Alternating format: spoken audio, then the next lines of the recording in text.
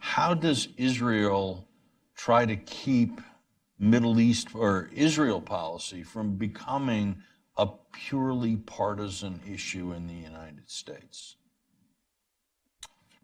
That is a huge challenge. I can tell you in 1998, I was ambassador of Israel to the United Nations. And I always worked with Democrats and Republicans. That was a clear rule. But I got a strange request to come down to Austin, Texas, to meet with Governor George W. Bush. And I met with Governor Bush. We had a great conversation. And from there, I went back to New York, to my office. I said to myself, I can't just meet with the leading candidate for president of the United States in Austin, Texas, and not balance that out.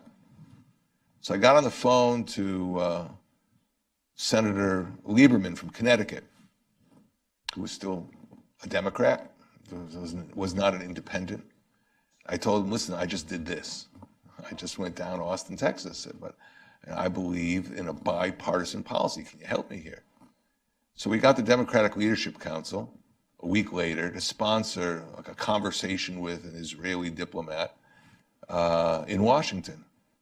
And I think we had 2 U.S. senators, Democrats, and a few others came as well.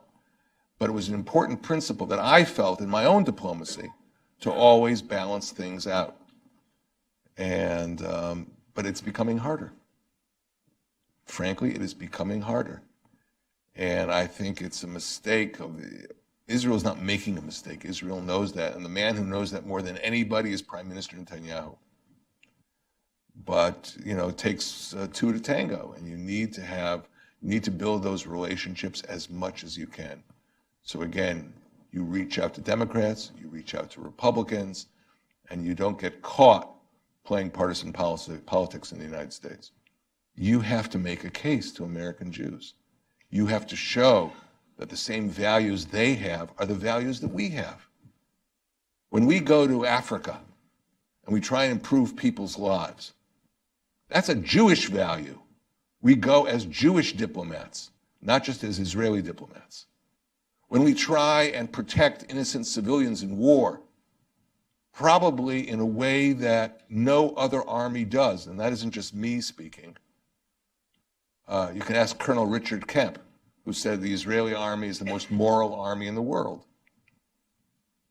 So others who have exposed themselves to the details have reached that conclusion. But part of our problem with our American Jewish brothers is they may not be fully informed about what Israel does.